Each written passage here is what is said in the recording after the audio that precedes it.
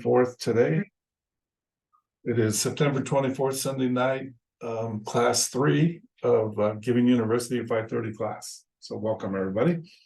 So Keenan, go ahead and do your magic, and then I'll bounce in it. I'll bounce in and out once in a while. He'll bounce in whenever he feels I'm inadequate. So thank you, everyone. Yes, it's good to be here. Thank you for being on time. We really do appreciate it. We realize that these classes are outside of your normal kind of family and whatever other items you have going on. So we appreciate you being here. Can everyone hear me okay? Give me a thumbs up if you can hear me okay, just to make sure. There we go. Awesome. Thank you. And also thank you for your communication throughout the week. I know some of you had issues logging on to GuideStar, so thank you for reaching out and letting us know. That also lets us know that you are being proactive with the homework. So hopefully the assistance we sent to you was good.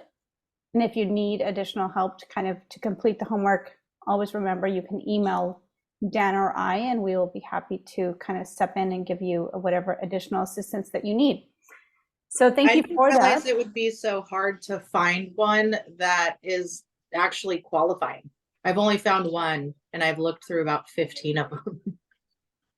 Yeah, that's a common issue, Andrea. So thanks for bringing that up. That was actually my issue as well. When I started out with this process, I had to kind of like keep trying until I found one within my local area that I could potentially be involved with personally that qualified.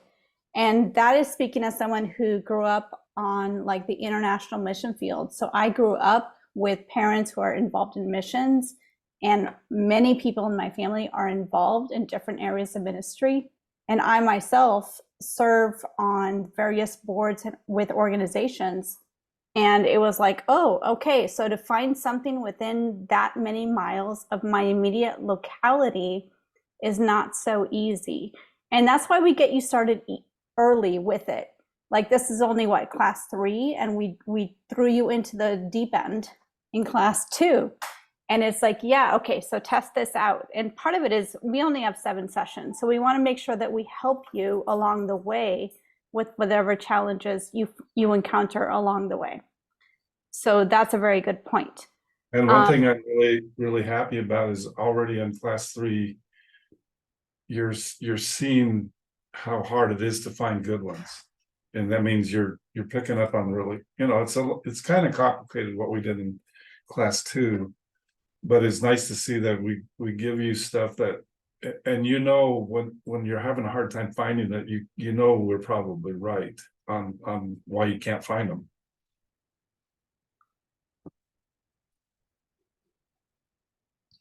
Right. So we'll go through some of those challenges tonight, but most of what we want to go through tonight has to do with kind of what are the objections to generosity?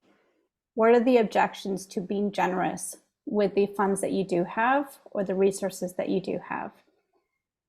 So before we get started, part of the homework for tonight was to go ahead and print the Giving University 990 analysis form. And I asked you to print 4 copies of this. Does everyone have that printed and accessible at your fingertips? Ooh, I see some sheets. Yes, I like it. There we go. There you go. Yes, thank you. Good. Okay. And I sent you a couple of spreadsheets. Well, sorry, a couple of 990s as samples. Did anyone happen to use the samples that I sent out last week and actually complete a form for those? Did anyone do that? I didn't ask you to do that, but did anyone use the 990s that I sent out and do a form on those? Raise your hand if you did. Okay, I'm not seeing that. So we might start there just as an exercise. Let me pull that up. So if you have the form, you're going to want to use that. If you don't have it printed, you'll want to go ahead and print that. Or if you don't have it printed or access to a printer right now, just grab a piece of paper so you can write some notes.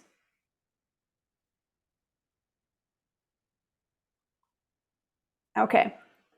Does everyone have a piece of paper or the form that you can use to work this with? Give me a thumbs up. I see you over there, Andre. Yep. Okay. So this is one of the samples that I sent you last week. We're going to go ahead and work this through. I'm not going to do it for us. I'm going to ask you to do it with us.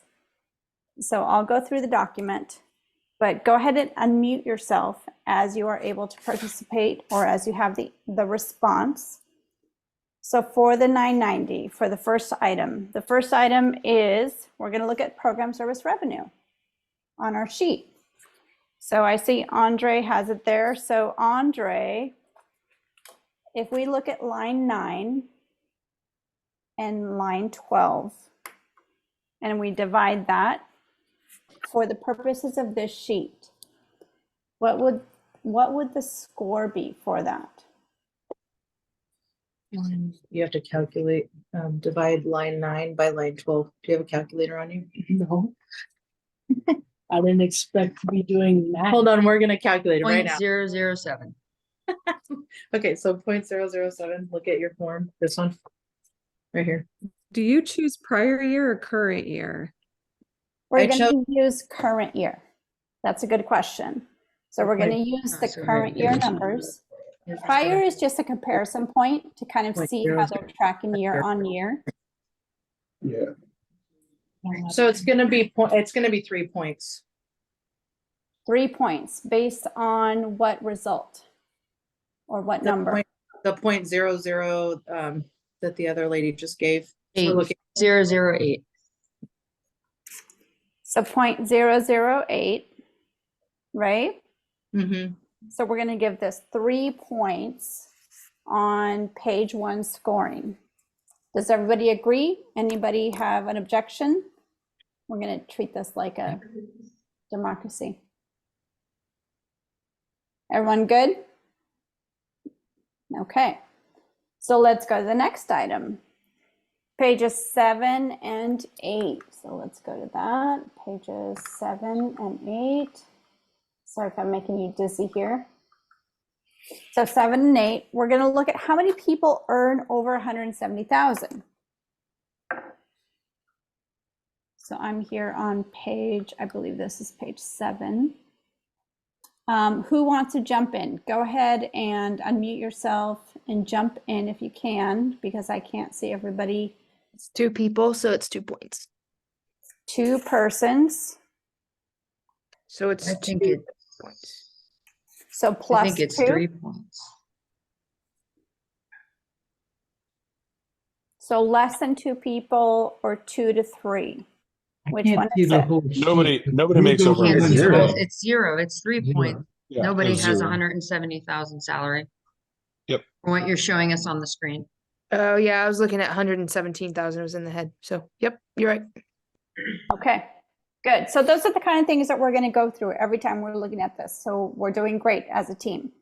So no individual person makes 170,000 or more based on this return. So based on that, what points should we assign? You've already decided, but let's go ahead and say it again. How many points is this worth? 3. 3. Thank you. Very good. Good, Tim. I see those fingers. Good. Okay. Moving on to page 10. Again, sorry if I make you dizzy. Page 10. We are looking for, page 9. Statement of revenue. We're looking at 1E divided by 1H. So 9.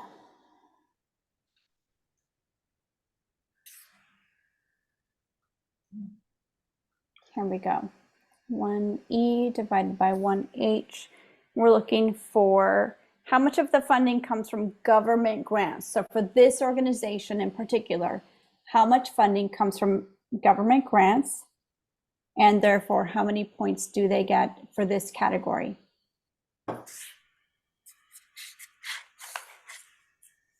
Feel free to press the space bar to unmute yourself.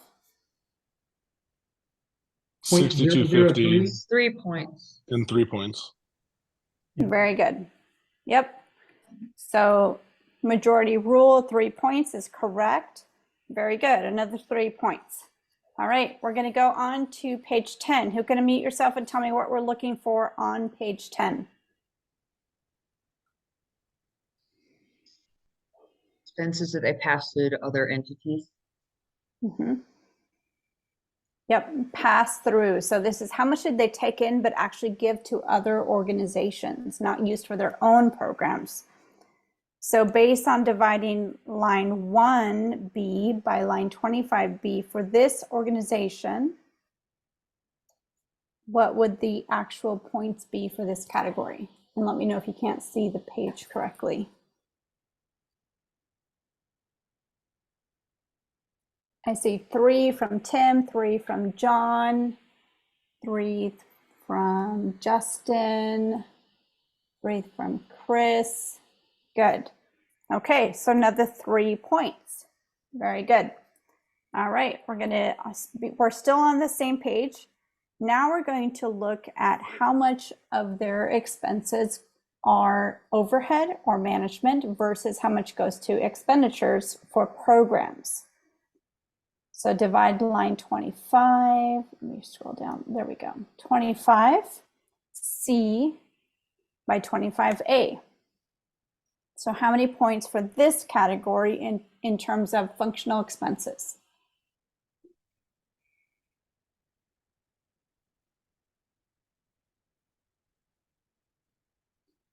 So it'd be 3 points again. It's 0.09. 0.09. So we're under 0.1, which equals 3 points. So correct, 3 points. Does anyone disagree with that?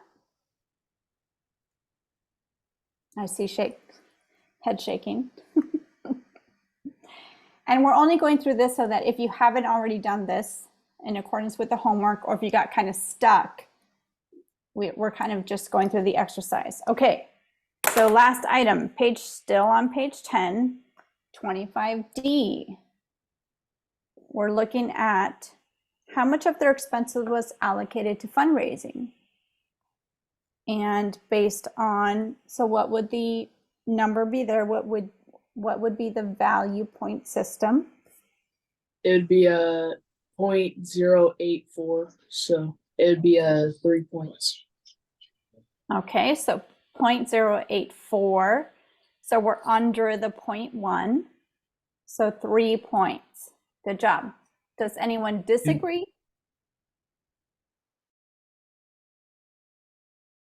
Nope, I see head shaking. Okay, very good. So so far, according to my notes, feel free to disagree with me, I have 3 points on every category. Does anyone have a different rating than what I have? So I have 6 times 3, which is 18 points, which is pretty much a perfect score.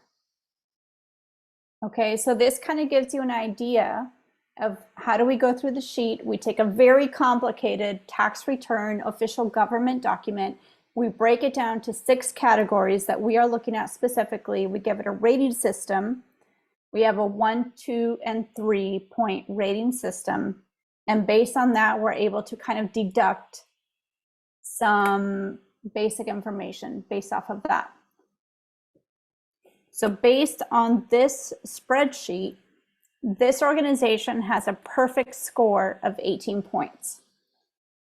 So I'm going to pause there and ask again, anyone have any questions, or just kind of like, wait a second, I lost you along the way. What happened there?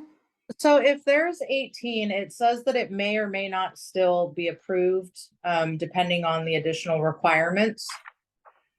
So how would we know that if it makes that 18 points, how do we know if it's not going to be approved? That's a good question. And basically you don't know. 18 points, again, that's a perfect score on this spreadsheet, which is what Given University provides to you to score these organizations. it'd be highly unlikely for Given University not to approve a grant with 18 points on the score sheet, but they're basically reserving the right to do so. So that means, you know, something that might not be known to you is if they know about the leadership and have questions about the leadership based on information that has been made available to them that you might not necessarily see on the IRS or GuideStar websites. So that would kind of be an extreme case. If it were an 18 and it was rejected by the Giving University, would we have an opportunity to go back and find a secondary organization? Yes. Yes. So if your initial organization is not approved and you would like to go back and say, hey, I have a different organization, I mean, you'd probably be provided with some feedback. Beth would be the one to provide that of, hey, these were the concerns about this organization, or maybe here's some questions you want to ask the leadership of that organization to be able to kind of push this through. If that wasn't possible, then we would say, okay, so that one didn't go through. That doesn't mean you're completely out of your opportunity to award $1,000 to an organization of your choice. It would just mean you have to submit another application. So that looks like another form, this 990 analysis form plus the application form, which is just a few pages. It's nothing complicated, so that you can still do that. The goal is, Given University is extremely generous, and they want to be generous towards the organizations that you deem eligible or honorable. So if for whatever reason on first pass it doesn't work out, you'll be given a different opportunity. And let me make a comment, Keem. If you do a good presentation, you do two things, actually. You turn in all the paperwork and you do a verbal in front of class. As long as you do all that, you've completed the requirements for the class. And to find another organization, you can kind of take your time a little bit more, like 30 or 60 days is fine. But you've completed the class requirements. Yeah. I don't know if we've ever turned down an 18, to be honest with you, but maybe we have. I have a question about, as I was going through some 990, so Generate Hope, which is this one, is the one I did, but for the 22 records, and there's still an 18 as far as I can tell. But there's other organizations similar to Generate Hope. That's an anti-human trafficking kind of resilience organization. Does it need to be, because the 990 for some of these organizations is a national organization, but then they have a local campus, a local office that's serving your local community. So if I give a grant to that organization because does that make sense? Like, some of these things are national, yes, but there's like World Relief has an office that my friends run, kind of thing. Would that be something that is, or you're just looking for only local, that only provide local services and are headquartered locally? No, that's a good question. So national is fine as long as they have a chapter or a presence locally to you. So when you request $1,000, you're requesting towards an organization that's local to you. Whether they have a local and national, that's totally fine. You just can't request for a national organization that doesn't have a local activity within your immediate sphere. Because again, we want to see you participating with that organization and getting involved. So our hope is that it's local to you to the degree to which you are able to be involved locally. Does that answer the question? Yeah, so just to be very specific, so there's a refuge home that I've worked with extensively in the past in San Diego. But if you go to the 990 and you look at the organization, it's headquartered out of Kentucky and it has houses all over the place. But specifically that money would be going to the San Diego house to provide services to the San Diego community and the folks they serve. So Yep. that would be okay, even though all the application in the 990 and all that stuff is for a headquarters and a organization that is out of Kentucky, which is clearly nowhere near me. Yes, and let me Absolutely. make one statement too, Keem. If you have a question, email Beth. She's our GU admin and before you spend a lot of time on it, just to double check and make sure. Because I know we said don't do Ronald McDonald's and things like that. Yeah, just be careful. But check with Beth, she'll give you an answer. Mm-hmm. Yeah, but Becca, what you're going to be looking at is that other sheet, which we haven't really kind of highlighted in this session yet, but is available to you, which is the application form. And then that form, it's going to have more information besides the 990 analysis. So the 990 analysis is really only, we're looking at the financials. The other form, which is, hey, I'm requesting an organizational grant for this kind of local organization, it's going to get more in detail about what does this organization do? What are the services they provide? How are they active in your local community? Why do you care about this organization? And how do you hope to be involved with this organization? So that other form, the application form, I'm not remembering the name of it right now. It's on the GU website. That's the secondary form that will kind of supply those additional information, which is part of the full package when you submit a grant request. So the 990 analysis form is not the only thing you submit for a grant request.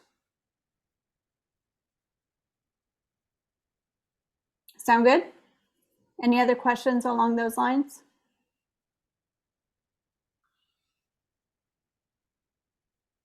Okay, let's do a roll call real quick, since we haven't done that yet. Kim, Go ahead, Dan. I got most of them listed. I just need to double check, make sure I'm not missing somebody. I don't show Anthony Lopez as being here. Is that correct? If Anthony's here.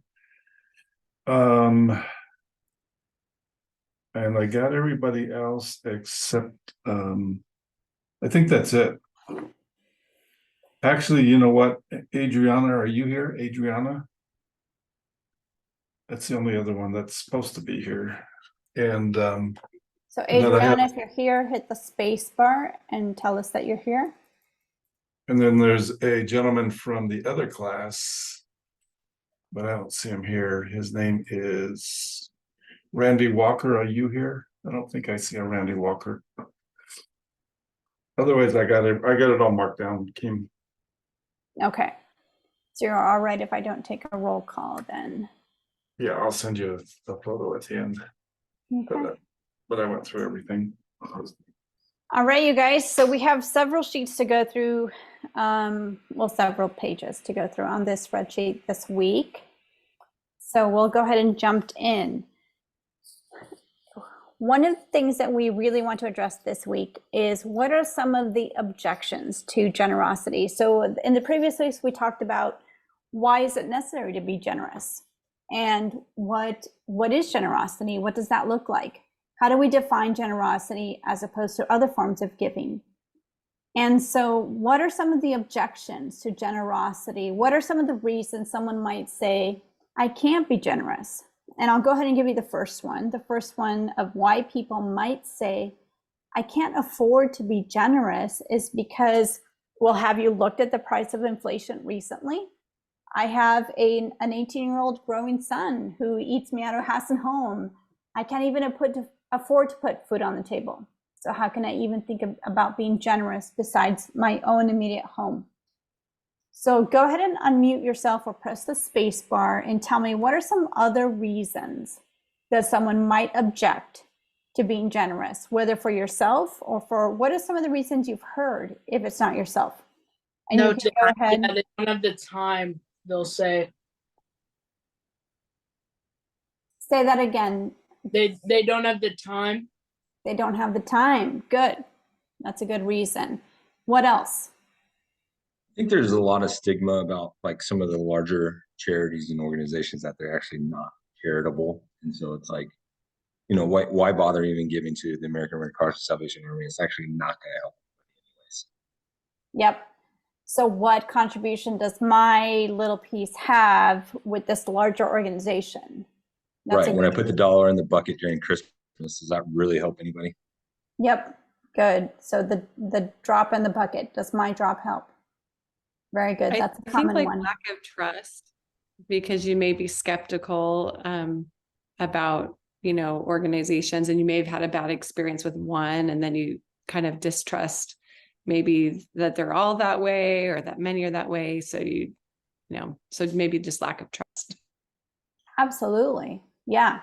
And that even relates to what's on the screen right now in terms of individual fakers. So the guy at the end of the freeway at the exit is wearing a Rolex, right? And how can I trust the individual versus how can I trust the organization if I'm looking at their 990 and I see that they're pay their people over, $300,000 a year? That's more than I make.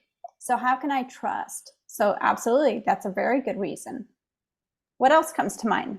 I think there can be a sense of overload as well about I want to do so much with so many, so I need to, and you almost end up parsing it out so it's not very meaningful or significant because you just don't know who to give to. Like there's so much need or so many organizations and there's so much research behind all of that stuff. So it's kind of like a decision paralysis almost, I think, or just like keep postponing it and never actually enacting it. I like that word paralysis. I think we can all relate to that. That's like, there's so much, the need is so much, and I can only do so much. And as long as I don't do anything, I'm not moving the needle either way. But if I move the needle, what if I'm doing it wrong?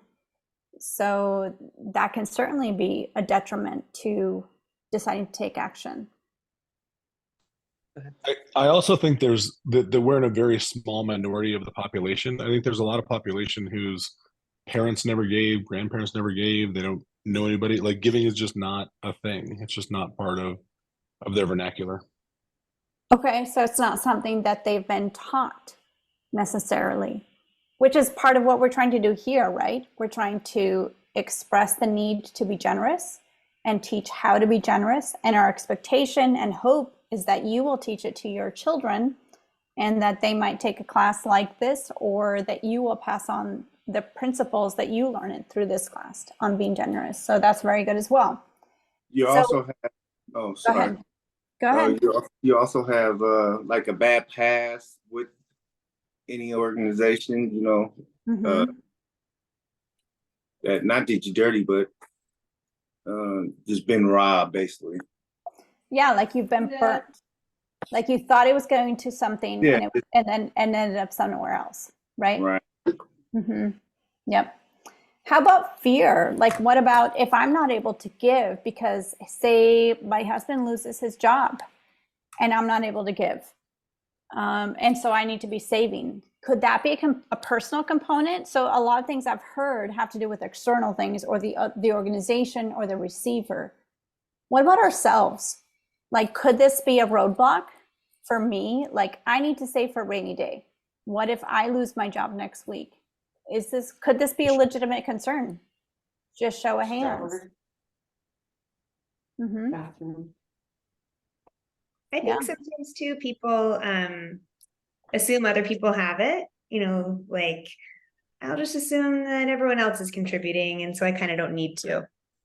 Yeah, very good, Mary. Absolutely. And a large part of that is I'm assuming the government is supplying those needs, right? Don't we give part of our paycheck towards that, towards government programs? So doesn't a portion of our paycheck go towards supplying for the disadvantaged, whether it's medical care or housing or all those other things? Or I we know, but it's weird to see. Go ahead, I didn't hear that.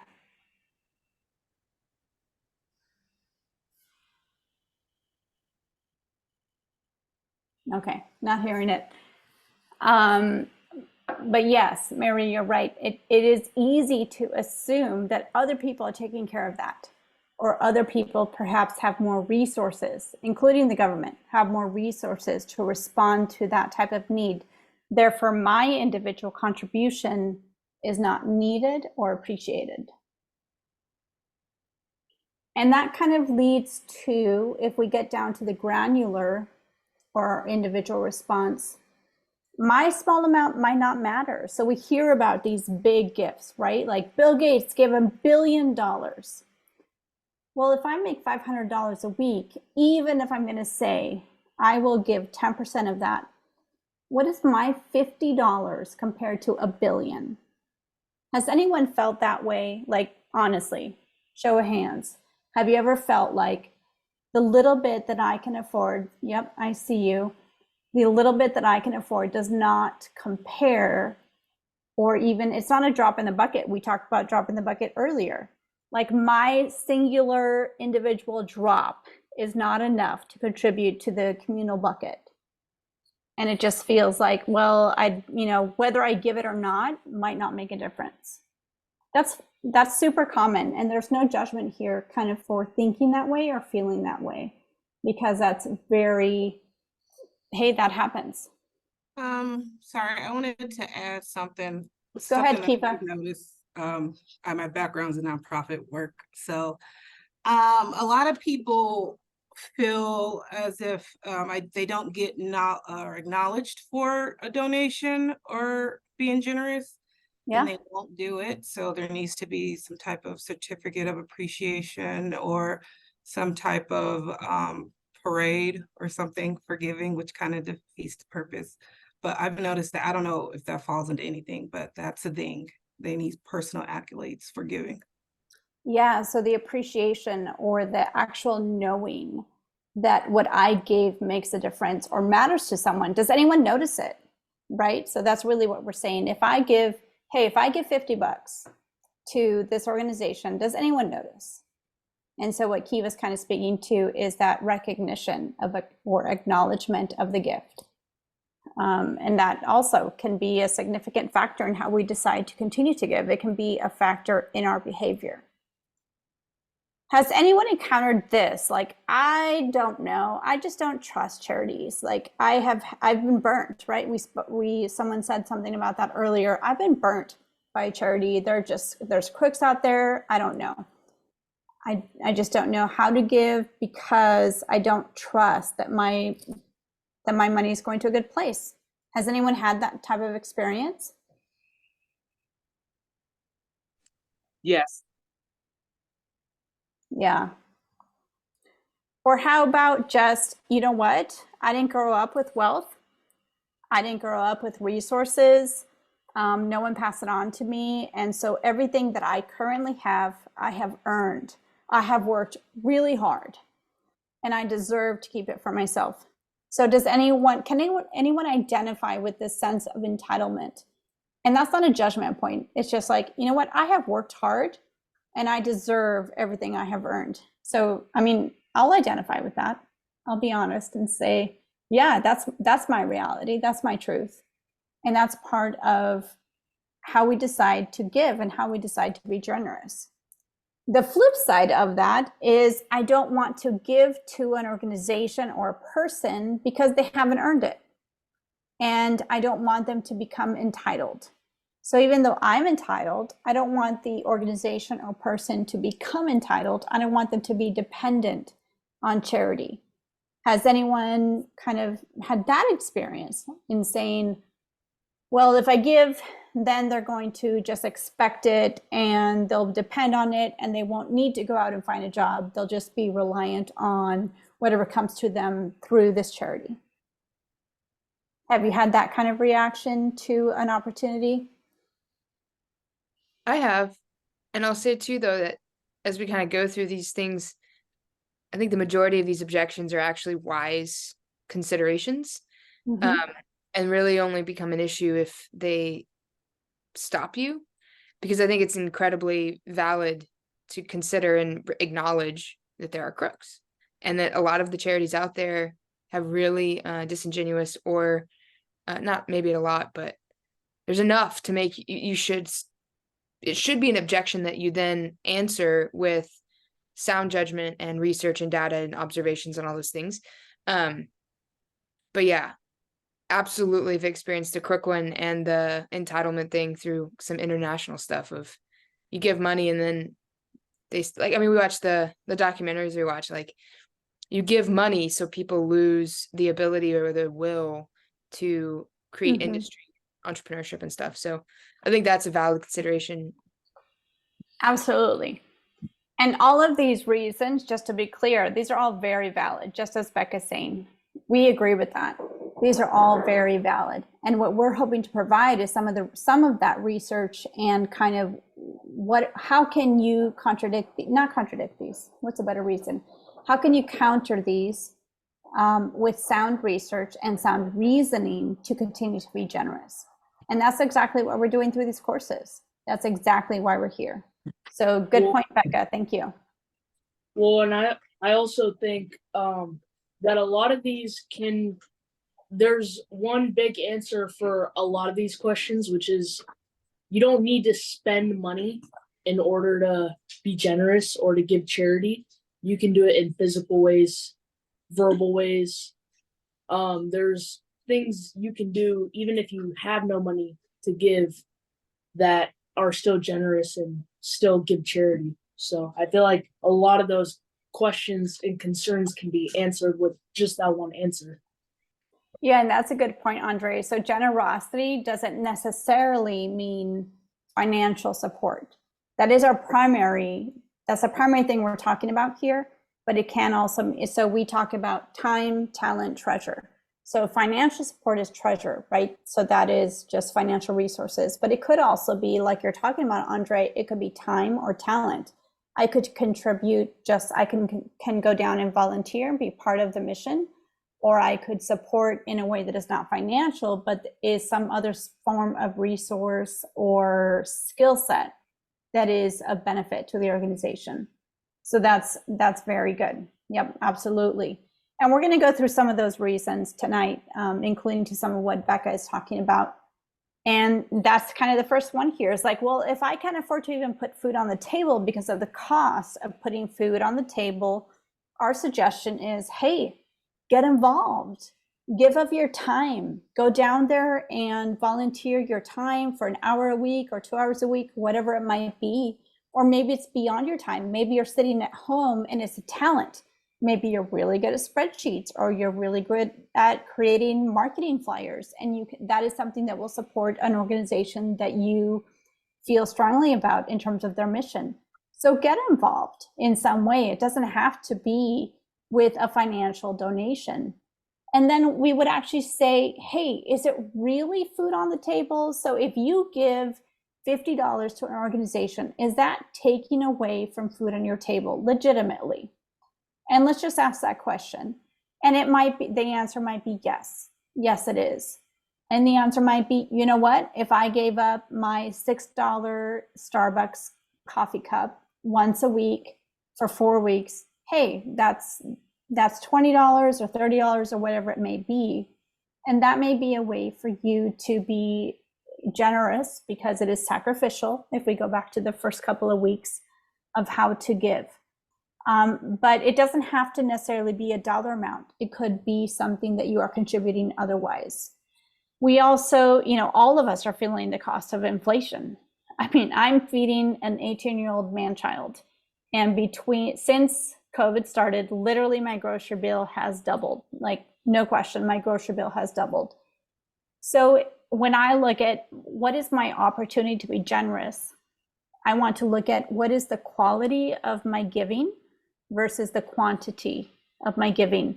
So if I'm no longer able to give $100 a month, is it still equal to the quality? Is it still 10% if that's what we have as a family decided to give? If we've decided to give 10%, am I still able to give 10%? And even if the dollar amount is different, the quality is the same. Or if I can't give $100 or $50, can I contribute otherwise? As Andre was saying, can we do a contribution of services or of talents or some other form of giving? So generosity doesn't always have to equate dollars. That is what we're specifically talking about here. We are talking about generosity in dollars, but there are other ways to be generous. And so we do just kind of say, hey, go ahead and be willing to be challenged. Take a closer look at your finances. Take a closer look at how you are spending your money and prioritize. And is generosity part of your priorities? We're not saying it has to be the single priority. It doesn't even have to be the main priority. But is generosity one of your priorities when you create a budget, when you look at what are your finances? And then go ahead and make a specific plan. So say, you know what? Right now, I can only give $1 a week. So every month, I am committed to giving $4. That's a place to start. That's a great place to start. And then what is your plan to increase giving? Someone's walking by. Can you guys hear my dogs? It's part of having dogs. So as your ability to give increases, as your circumstances change, if you start by giving $4 a month, $1 a week, and then you increase to $2 a week, or if that turns into $50 a month, as long as you're making a plan to continue to increase your giving as your situation allows and changes, you are being generous. So the takeaway is, if you say, you know what, I can't give anything, is that really a reality? Or if you say, I can only give $1 a week, and that's your reality, you're being generous. That's great. We support that. And then how do you plan to increase your giving as your circumstances allow? So if you're able to go ahead and increase that, what might that look like? Go ahead, Dan. So when I do, we do these service trips and these big trips, actually, all trips. What I encourage people to do is to give one or two of the nonprofits a high five. And by the high five, it's kind of, giving people a acknowledgement that, it's like shaking their hands. But I said, one thing that does is it gets you in the game with the nonprofit. It could even be the one you do the $1,000 grant on, is, make a commitment to high five them once a month, give them $5 a month, maybe get on their emailing list, and kind of get engaged with them, because that kind of builds over time your involvement with the nonprofit. Because the nonprofit, it is a team thing. It's just not a nonprofit all sitting there by itself and they don't get any donations or anything. And it's a way to get engaged with a nonprofit. Maybe you find other ways to do a high five, but everybody can do $5. I don't care who it is. And it's, $1.25 a week or something like that. And so I encourage people, and on my trips, honestly, a lot of times I don't ever audit my trips really to see who's doing what, but I get the feeling a lot of people don't do that because they don't want to be on an email list or this or that. And a lot of times we have 6, 7, 8 nonprofits to pick from, so there's either we're really missing the boat, or you don't, honestly, you don't care. And so my encouragement, and we don't ask for money and we don't tell you what to do, but it's to start with a high five, and then, as you can increase, you increase. And it can be either with, more funding, or maybe you can volunteer. If you're, if there's ways to volunteer, if it's a mission, maybe you can go serve meals, things like that. But anyway, I would say, get engaged. A lot of times people are so idealistic about everything, they don't do anything.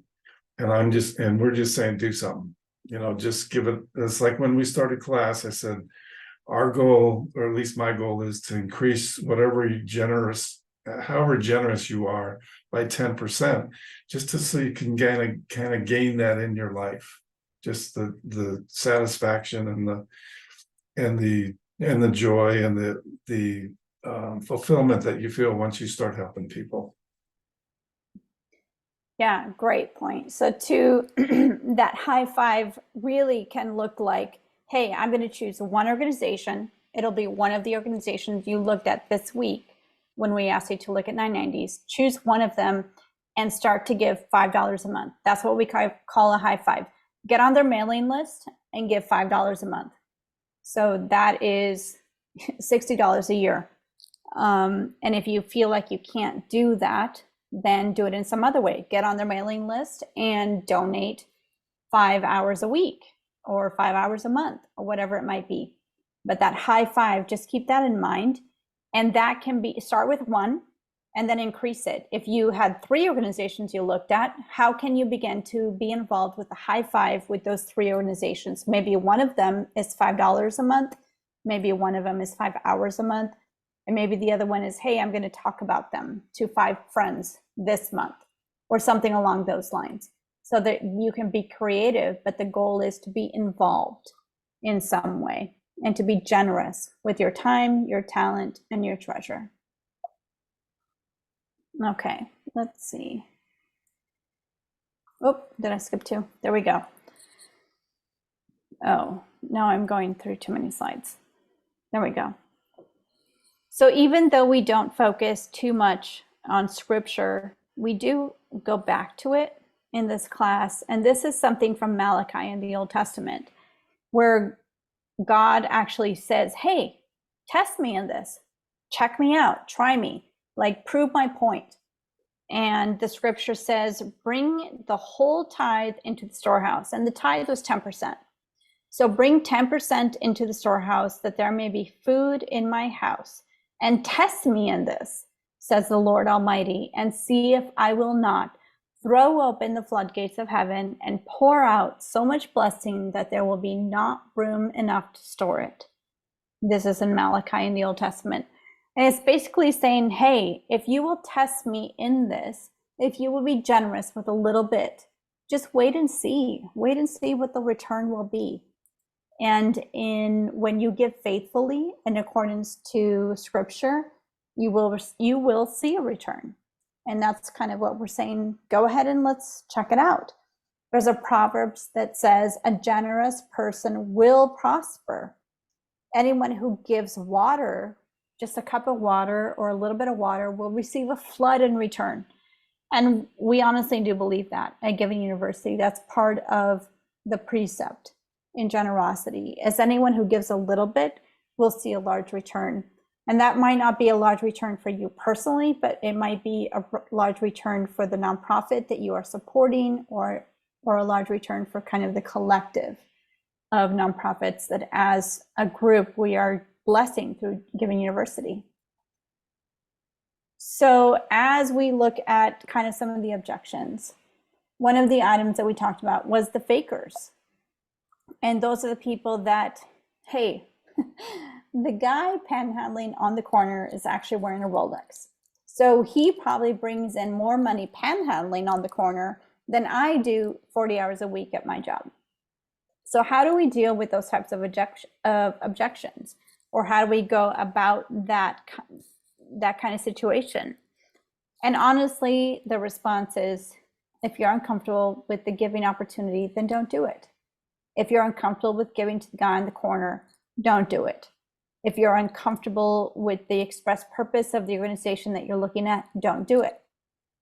If you're uncomfortable with what you're looking at in the 990, then you don't have to give necessarily to that organization. Because guilt or, hey, you should be giving, that's not a good reason or a good motivation for generosity. That's never the reason that you should be giving. And that's not what we're encouraging. But we do encourage you to be generous with someone that you trust or an organization that you trust. And part of why we're asking you to look at the 990s for organizations that you're interested in is to increase trust. We hope that by looking at the 990s, you will be like, yeah, this is a great organization. Tim actually sent me an email this week and he was like, thank you so much for having us do this exercise. I am more confident than ever in the organization that I have selected by doing this activity. And that is our hope. Our hope is that by going through this process, you will be able to look at the organization and say, I have more confidence than ever. If you come across an organization, you're like, I'm not so sure, this isn't really inspiring confidence, then go ahead and move on. That's all we're encouraging you to do, is to be responsible givers. So another objection is wasted money. If I give to the guy in the corner, you know what? He's drunk half the time. I drive up to that corner and probably if I give him $5, he's just going to go buy a beer. He's going to get drunk. it's wasted investment. And that's also a legitimate objection, is my giving is just a wasted investment. So our encouragement is think about what are the other ways that you can give. Again, time, talent, treasure. Money or cash is treasure. What is another way that you can give treasure? If it's not cash, perhaps it's a gift card for $10 to Jack in the Box or In-N-Out or whatever your preferred, fast food place is. Go ahead and keep, if that is something that you are specifically interested in, is like caring for people who are homeless, then have you stored up a stock of $5 gift cards in your car that you can hand out to people. So you're not giving them $5 that they might misallocate and misuse, but you're handing them something that will help them to be fed and cared for. So just get creative. You can also give time or talent as opposed to treasure. So you can go into a, a food shelter and say, I'm going to help sort the food or distribute food as opposed to give money to buy food. So there are many ways that you can be creative in how you decide to give so that your investment is not wasted. That's the main purpose. When it comes to our personal fears, and I referred to this a little bit, but it's like, well, what if I lose my job next month? I need to be saving towards that. What if I'm in a position where I can no longer supply for my family? How can I be generous to other families or other individuals? And we say, yes, absolutely. Saving is important. You want to be wise with your savings. You want to be wise with your finances, but you do want to balance that with generosity. So we would kind of ask the question, if you did come into a situation where you lost your job, wouldn't it be great if you could depend on someone else's generosity? Wouldn't it be great if you could say, when I'm short, I know that there are people that I can ask to support me, kind of through a transitionary period. And that might look like what we would suggest could be a lack of faith or trust. If you're saying, I can't do that, I just need to kind of store it all up and make sure that I'm okay. We would say, well, are you not being confident in your own ability to support for yourself and your family? Are you not being confident in your family and friends who might step in to help you in that kind of situation? Or even we would take it a step further and say, are you not trusting that God would provide in those kind of circumstances? So even though kind of the fear or caution of I need to be careful and store up enough savings to supply for my own needs, we would say 100% yes, you do need to be doing that. But we would balance that with, that doesn't equate to lack of generosity. That doesn't equate to you should never be generous to the extent to where you are kind of only thinking about yourself. You want to be wise in your own savings, but also be able to be generous towards other people. Andre, were you raising your hand? No? Okay. So then we live in the great country of America, where the government does have a social program to take care of the more disadvantaged. So we say, okay, so half my paycheck already goes to the government, and they're supposed to be taking care of the poor. They're supposed to be taking care of the people who don't have jobs or aren't able to care for themselves. So why should I be generous beyond that if I'm already contributing to a government program? And we would just kind of ask, okay, so how good of a job is the government doing? Are all of our domestic problems solved? Do we not have homelessness? Do we not have people and families living under the poverty line? Do we not have lack of educational resources in disadvantaged communities? So how's the government doing? And is the government doing enough of a good job to where whatever you are contributing to the government fulfills your part and fulfills the need of people who do need additional assistance? And sadly, we're going to go ahead and suggest it's not enough. And we do need to be concerned citizens and step in and be part of what is happening in our country. So really the question here is, what is entitlement? And what is wrong with saying everyone is entitled? And again, the focus is on the word entitlement. Everyone is entitled to the basics. And the basics are defined as food, shelter, and healthcare. So what's wrong with that? Is anything really wrong with that? I don't think anyone's going to really say that there's anything wrong with that. But the fact is that government programs do get inevitably abused. People do take advantage of the government programs. People do get lazy and take advantage of the government system and manipulate the system. So that means that the funds that we are putting into those programs, because we're doing that through our paychecks, so the funds that we are putting into those programs are getting abused. And that goes back to the oversight of those programs. So here's a quote from Peter Hauser to kind of keep in mind. He said, all government-sponsored welfare programs are destined to fail. Instead of reducing poverty, they actually tend to increase poverty. So has anyone kind of had that type of reaction to a government program of assistance or housing or food stamps or any type of that kind of program to say, well, they're not actually reducing poverty, they're just kind of perpetuating the cycle of poverty. And we're not saying that's not true, or we're not saying that's not the case. We're just saying that is why we as individuals need to be generous and can be generous. So even when we look at something like, well, the government gives billions of dollars in foreign aid. So how does my $50 make a difference? My single drop in the bucket, how does that make a difference when we're looking at whether it's domestic or international aid? And again, the question is, well, how well is that working?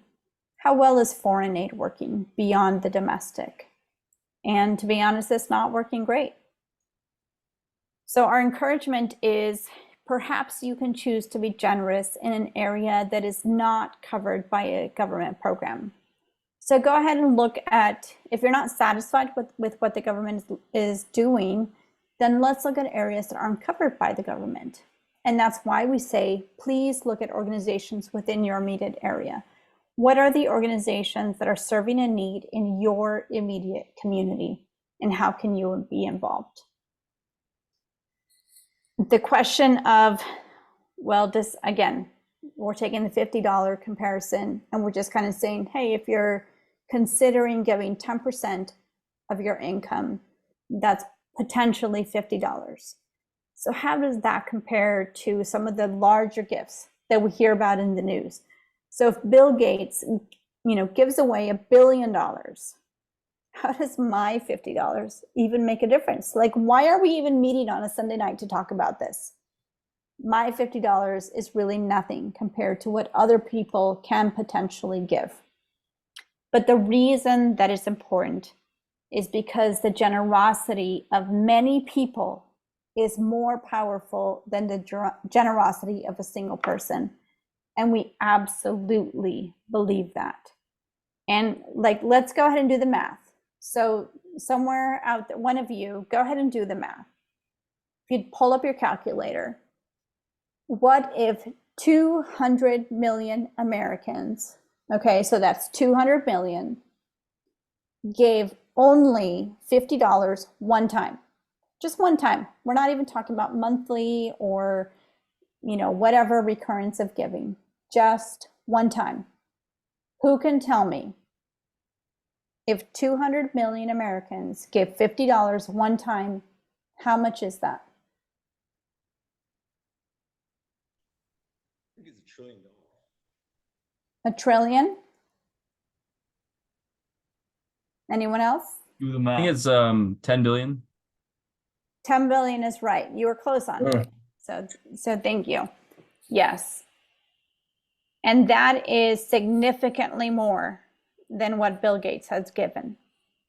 So that just means if all of us pulled together and gave a minuscule amount, like $50, like Raise your hand. Could you legitimately afford to give $50 this month? Just raise your hand. I'm not going to hold you to it. I'm not going to make you give it, but just like, could you potentially afford to give $50 this month? And if we went around the country and said, could you give $50 this month? And 200 million people gave, that is significantly more than what Bill Gates has given. So that just goes to show it's the power of the many, even if it's a smaller amount.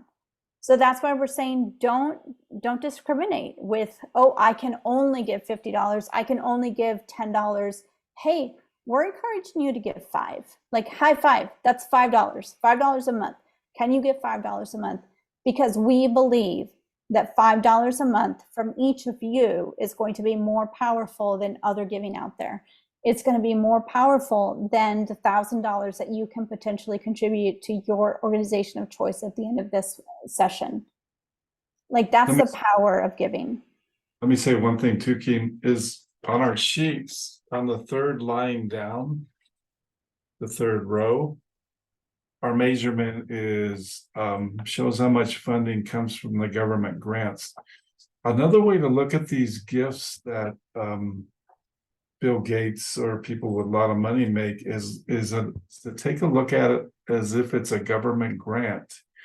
Because what happens is Bill Gates might give somebody $1 billion 1 year and then never gives them money again. And so one way to look at it is to realize those $50 donations make a big difference over the long haul.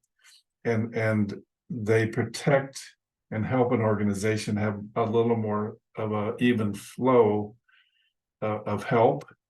And so when, because a lot of us look at this and go, yeah, my money doesn't matter. But it really does, because you have to consider it like a government grant where it's a bunch of money at one time. I just kind of thought of it as I was looking at this. And so that's another way to kind of measure your $50 or your $5 or your $500. Yeah, absolutely. That kind of not knowing when kind of larger amounts are going to come in can really affect an organization's ability to plan in terms of cash flow and how much can we support the people who actually need our support if we don't know the money is guaranteed. So even if you give $50 a month, and kind of the question at the end of the screen there is, how frequently could you give $50? And for everyone, it might not be every month, but maybe it's once a quarter or once a year, whatever it may be. But that commitment goes a long way, especially with some of the smaller organizations, to help them plan their budget, plan their cash flow. So it is extremely powerful. Was someone asking a question? Yeah, I just had a quick question. Do you know in your studies and researching this, what % of donations come in the last 2 weeks of the year, like the holiday season and the end of the year? A lot. Yeah, the unofficial response is a lot. No, we don't have a number on that. I could get you kind of national numbers. That's not a GU number, that's national numbers. But we do see a lot definitely at the end of year, what we call end of year giving. And that kind of starts with Giving Tuesday or any kind of one-off campaigns that might happen throughout the year. So, and those tend to be, sorry, I can't see who asked the question, but those tend to be one-time gifts, which are the ones we can't plan budgets on. Meaning we can assume and we can project what we expect to get for year-end giving. But the monthly, even if it's $50 a month or $100 a month, the monthly gifts, the recurring gifts are what allow us to build an operating budget. So the operating budgets are always built on recurring gifts and any of those year-end gifts, and it could be easily 40%. Those are kind of above and beyond gifts that go into our dream budgets or what we hope to go to do or what we hope to accomplish kind of in the following year. And that question came from Tim. Yeah, so Tim, does that answer your question somewhat or raise more questions? Yeah, when we're sharing our screen, we don't get to see you guys, just so you guys Yeah, know. no problem. No, yeah, I always sort of just ballparked it at like 70 or 75% came in the last couple of weeks, but it's good to know it's much less than that. Yeah, I would assume it's 40%. And that's always a great question to ask the organization that you're supporting. That is always a good thing to ask them. Like, how much of your budget is based on year-end gifts? How much of your giving in the year comes in at the last minute as unplanned or unspecified gifts? That helps you know how you can best invest in their mission. And we'll get into that a little bit later in the slides. Yeah, so great question. So just last thing here, I mean, we've mentioned it, but if we're talking about 10% of your annual income, and again, we've made a lot of assumptions in the numbers on the screen, but just assuming you are making $500 a week, could you give $500 a week or a month or a year or whatever it is? And even if you're just doing a high five, and high five is what Dan referred to, $5 a month, that's even less than that. So what is your ability to give, and could you at least be doing that? And when we look at kind of what is the government doing in the larger scale, and what does your smaller amount mean, it could mean a significant difference to a person in need or a family living under the poverty level beyond what the government is able to support them with or will support them with this year. It could mean something that is more easily transferred to them and more easily delivered to them in terms of assistance within the actual immediate time frame. Becca was referring to this, like, I just don't know. There are a lot of crooks out there. I don't know who I can trust, whether it's in the government or individuals or organizations. We're not sure who we can trust to help. And we admit that is actually accurate. That is very true.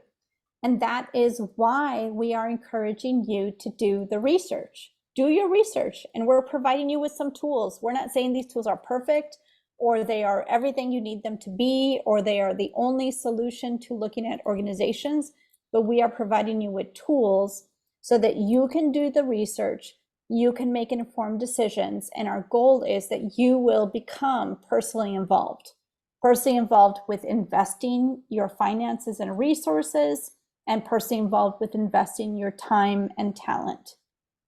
We want you, at the end of the day, to be a vested investor.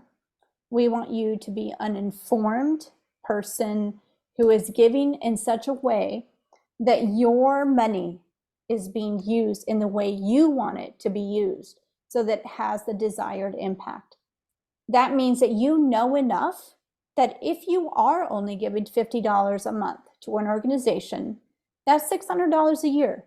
So if your $600, you are confident in the way that it is being used, so that will hopefully inspire more confidence, and you will increase your giving to that organization or other organizations, so that even if you are like in a position where you're giving $10,000 a year, you are confident that those $10,000 are going to have an impact in the way that you want it to have an impact, meaning it's going to impact individual people in the way that you hope it will, within the time frame that you hope it will. So that's our goal. Any questions on that front? And I can't see your hand, so go ahead and press the space bar to unmute yourself. Okay, then I'm going to move along to the I'm entitled question. You know what? I worked really hard. I worked 40 hours a week and then some. I work on weekends. I work whenever they need me to, and I have earned the money that I have earned. So I deserve to keep it for myself. And we're not saying you don't. We're not saying that is a valid statement. But let's just go ahead and consider, for the sake of argument, what are the top 5 factors that have enabled you to make a living? Like right now, realistically, what are the factors, just 5, that have enabled you to make a living? And I'm going to ask you to go ahead and drop this in the chat. So what is something that allows you to make a living? And I'm looking at the chat, so I'm looking for your answers. Yep, education, health, law enforcement, which speaks to security, opportunity, being given a chance. Yes, Meredith. Where you were born, Justin and Veronica. Yep, very good. Your health, your ability to work, family support, so your family situation. Good. Those are all good answers. Those are some of the things that we have thought about. So entitlement has to do with the idea that I have a right to a particular benefit without having earned it. So meaning my circumstances allow me to benefit from something, even if I haven't contributed to that benefit. So it's an attitude really that has become prevalent in our society about giving something to people for nothing in return, meaning you haven't done anything of your own credit. So everything you guys put in the chat is not your own effort, but is rather something that you have benefited from. Those are circumstances beyond your immediate effect that you benefit from. So wealth entitlement equals the right to keep something that I have earned, either by my own worth, by my own effort, or because I was just entitled to it. So again, the question was, what has enabled you to be enabled? And several of you answered these exact things. So some of it was just a chance of location, where you were born, like what country or city you were born in. If you were born in Nigeria, you would have a very different access to benefits. Also, kind of who your family is, how motivated they were, how smart they were, how healthy or how wealthy. That has affected your immediate ability to have wealth or have access to wealth. The chance of health, several of you put health in the chat. So just that chance, whether it's your own health and ability to work, and actually your parents' health and their ability to work, and therefore kind of provide for you or set you up for success. Education, several of you mentioned that as well. Your educational opportunities, being able to have access to higher education or have access to alternative education has increased your opportunity. It has increased your career options. Maybe you had an internship, or maybe you just had, you had the ability to try different things, or you had family connections are always a great thing for career opportunities. So all of those are opportunities that you probably didn't have a direct influence in establishing. So how much control did you actually have in any of those items that you put in the chat? So when you were born, and since you were born, how much control have you had over your health, your family support, your education, your location of birth? I'm just reading from the chat here, your motivation, generational wealth. So a lot of that was predetermined and had nothing to do with your contribution. And this kind of reminds us of a statement in the Old Testament of, if anyone is not willing to work, let him not eat. For we have heard of some that prefer to walk in idleness, don't want to be busy at work. They're just busybodies. And for those persons, we say, hey, just do your work quietly and earn your own living. So even the Bible and the scriptures point to, if someone doesn't want to earn their own way, that's okay, just leave them alone. But if you want to earn your own way, then you're going to reap the benefits. This was in the New Testament. Sorry, I said Old Testament. This was the Apostle Paul. So one of the final objections that we do hear is we don't want to give because people will become entitled. So we don't want to give to an organization because the people who benefit will become dependent on that organization, will become dependent on charity, and will never learn to make their own way, will never learn to support themselves. And honestly, that is a risk. That is a potential problem. And that is why we are asking you to be informed, generous givers. We don't want you to just give.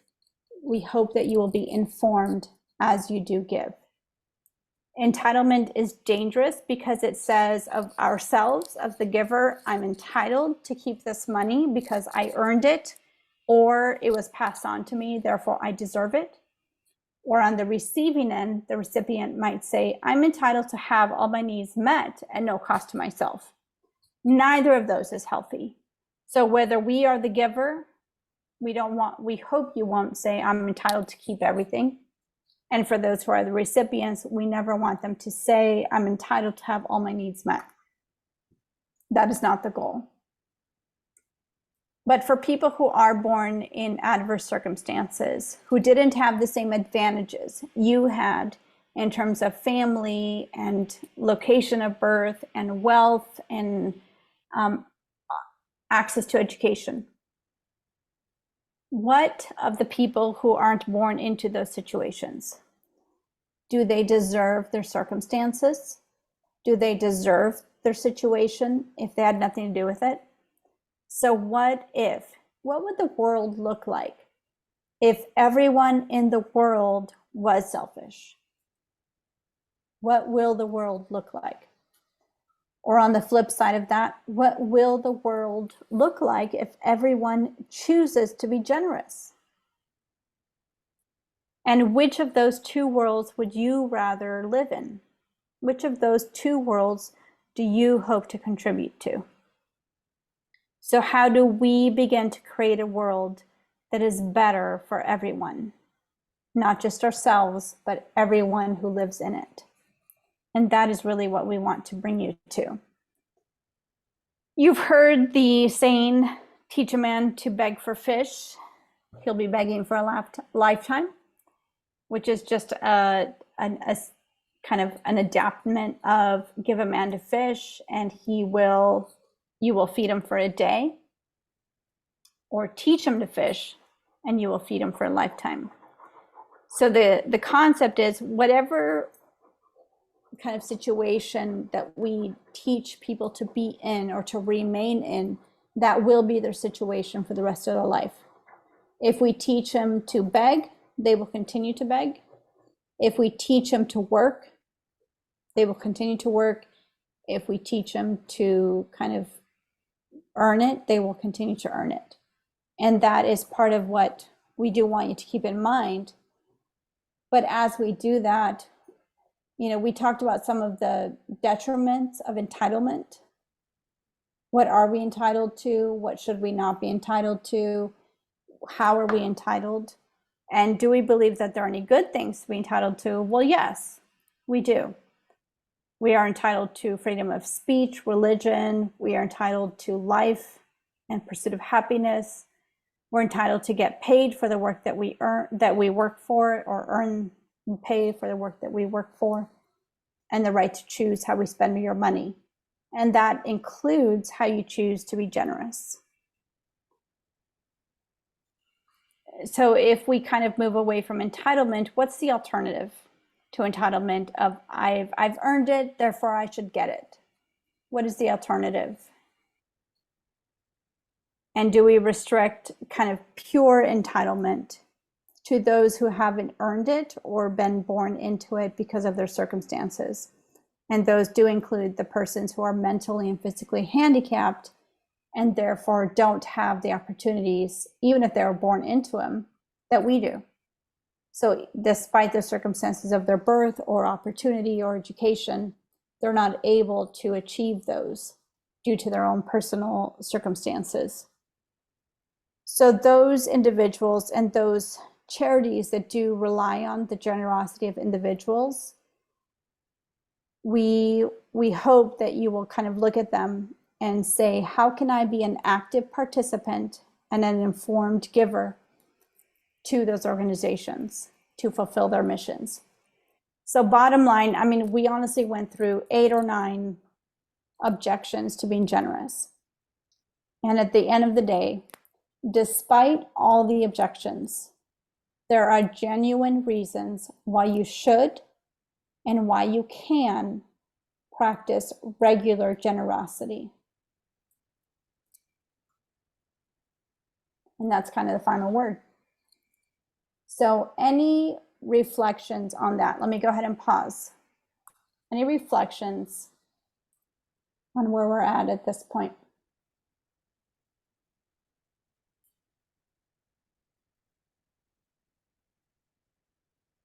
Don't make me call on you.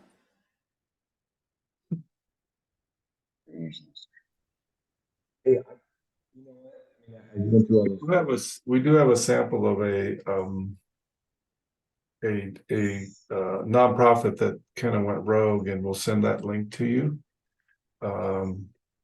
Because we want to give you an example of you know, the rogue ones that are out there.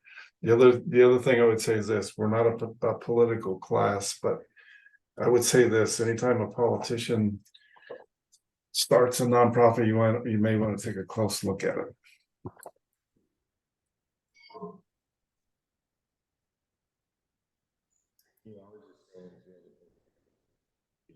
There's no easy answer if there was a long time ago. You know, people really need it.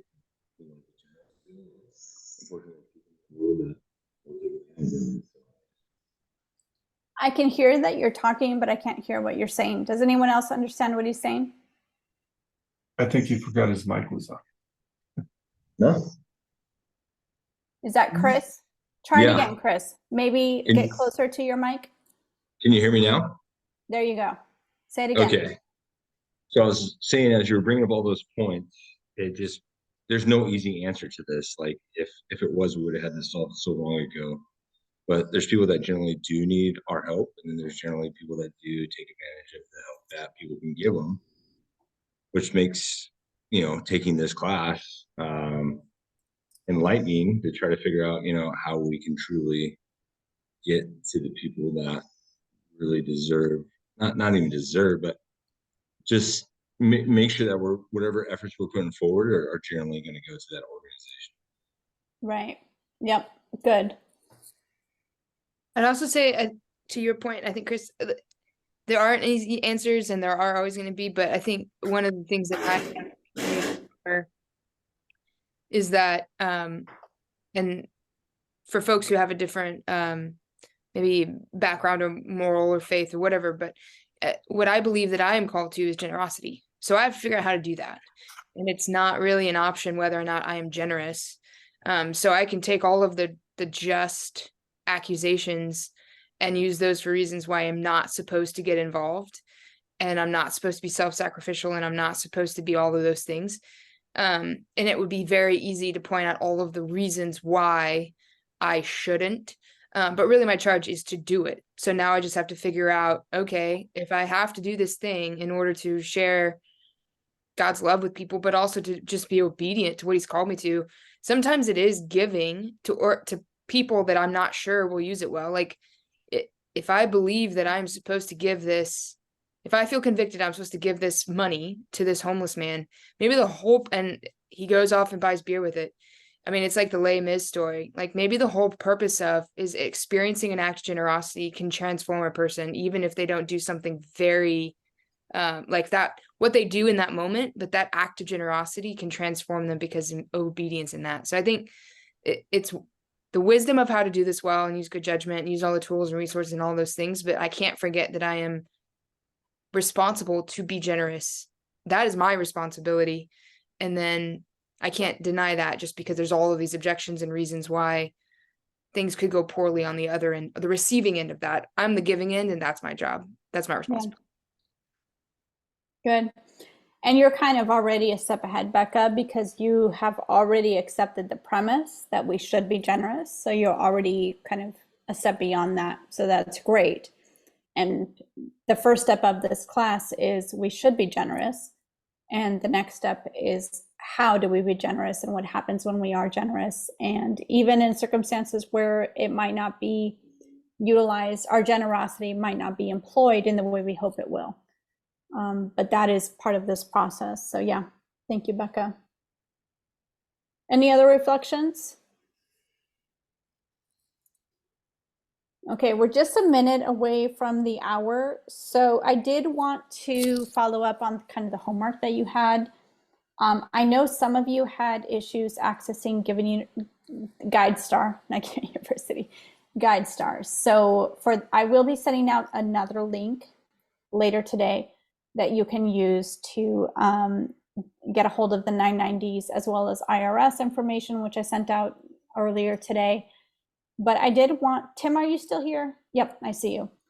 Tim, I wanted to ask you, since you did complete your review of the organization that you chose, give us the 3-minute version. You don't have to take us through the exact sheet, but take us through your experience of reviewing the organization. Give us the name, their purpose, the highlights from your review of the 990, and just kind of bottom line what you learned through this experience. Are you willing to do that?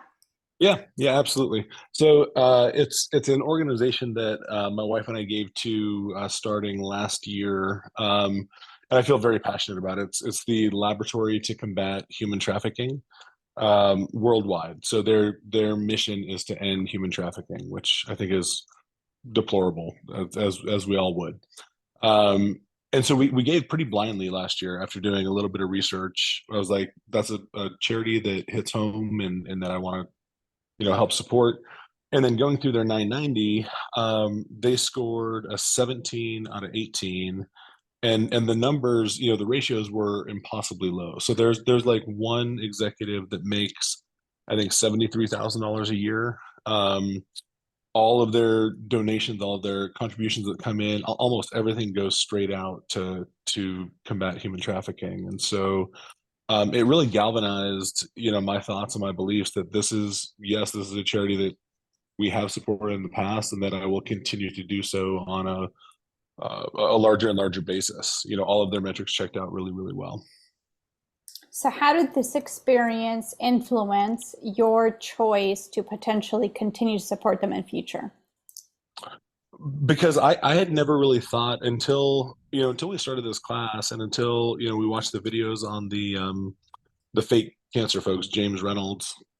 Hopefully he's in a jail cell somewhere.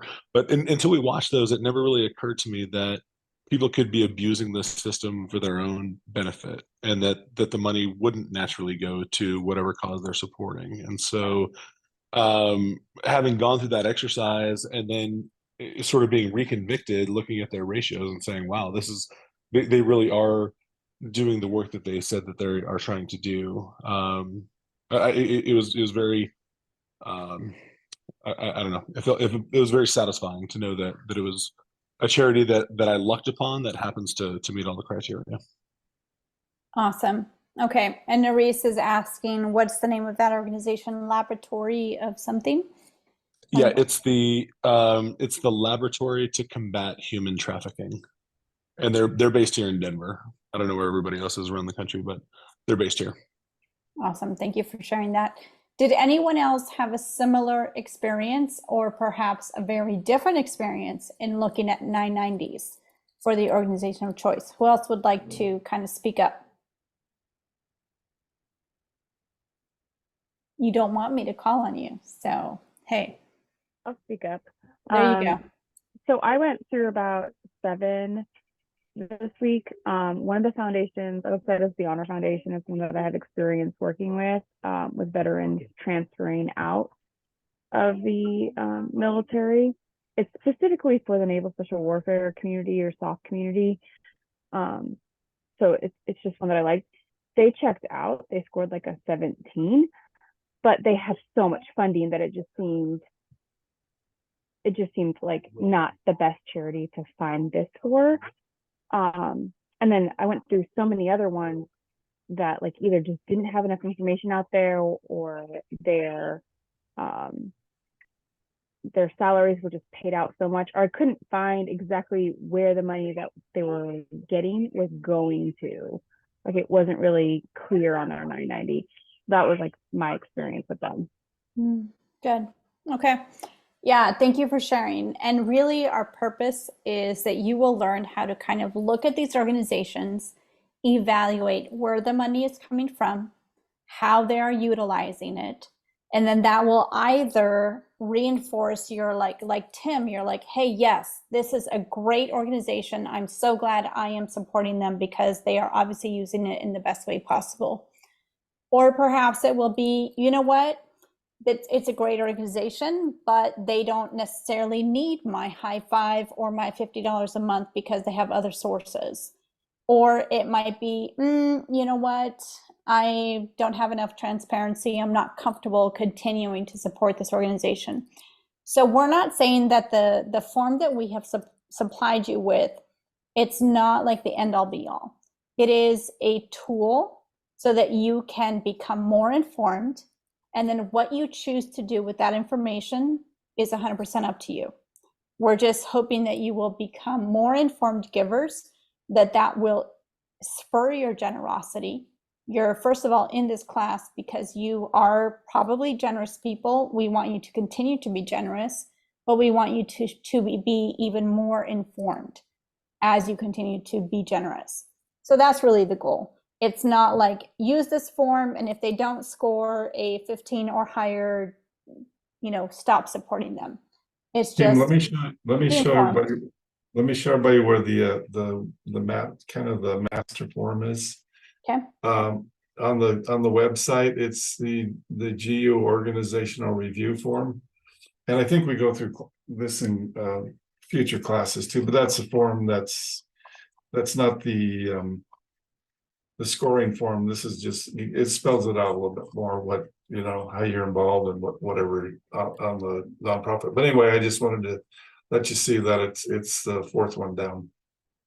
Yeah, so that's the other form I was referring to. So when I said, hey, there's the 990 form, and then there's the form that you use to kind of, how are you involved? Why are you involved? That type of thing. That's the supplemental form that you would use when you're submitting a request to Given University. So I know that we're kind of just past the hour. I do have some homework for you guys. Is there anything else that we're missing or that you would like to share, Dan? I need to see if, let me see who we were missing. One is a Randy here. Did a Randy show up? I don't think so. No, I'll send a link to Keeman, and we'll pass it out. It's another CNN link on a charity that's a little out of control. This just Okay. as an example. John and Nancy, you have a question? Go ahead. Yeah, just a clarifying question. So again, when we tried to go on to GuideStar, it basically was saying like it needed a certain type of membership, like we'd run out of. Yeah, we're gonna give you a different. So just to clarify, you said you're sending us a new link, right? Right, because we're in the middle of renewing with GuideStar, and so we got caught. Okay. So what we're gonna do, we got one called Okay. Candid. We have one called Candid that we'll send you, and that one. Okay. The same thing. So I apologize for that. Beth is our admin, and she's usually all over this. But she's in Taiwan somewhere, so that's what happens sometimes. But yeah, we'll send you another one.